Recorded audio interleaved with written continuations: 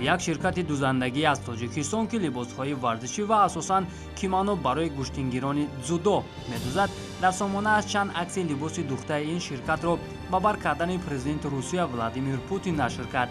тавре ки маълум шуд, Путин ки ба куштини дзюдо алоқамандии вижа дорад, чанд дафъа аз ҷумла моҳи феврали соли 2019 зимни боздидаш аз макони машқи дастаҳои яккачини куштини Русия дар толори югспорти шаҳри Сочи дар ҳақиқат бо кимонои духтаи ширкати Фирӯз намуддор мешавад. баъди бо кимонои духтаи Фирӯз зоҳир шудани президенти Русия, ҳоло дар фурӯшгоҳҳои интернетӣ кимоноҳои духтаи ин ширкатро ҳамчун кимонои Владимир Путин барои фурӯш таблиғ мекунанд.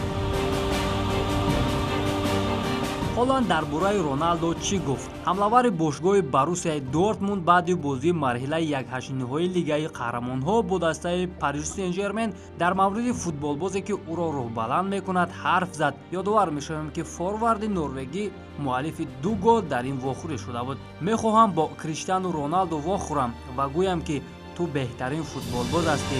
ӯ ҳамеша барои ман намуна аст. гуфтаҳои Ҳоландро иқтибос овардем. инчунин ӯ гуфтааст ки муваффақияти Роналдо дар ҷаҳони футбол ба ҳама маълум аст. ӯ нафарест ки дар кадом дастае бозӣ кунад, ҳатман даста муваффақ мешавад. ман бар он фикрам ки ин футболбози 35-сола дар ин мавсим туби тиллоиро соҳиб мешавад. ҳоланди 19-сола моҳи январи соли ҷорӣ бо маблағи 20 миллион евро аз бошгоҳи Red Bull Залцбурги Австрия ба дастаи Дортмунд гузариш кард. футболбоз бо бошгоҳи олмонӣ то тобистони соли 2024 қарордод ба ин ё расонидааст.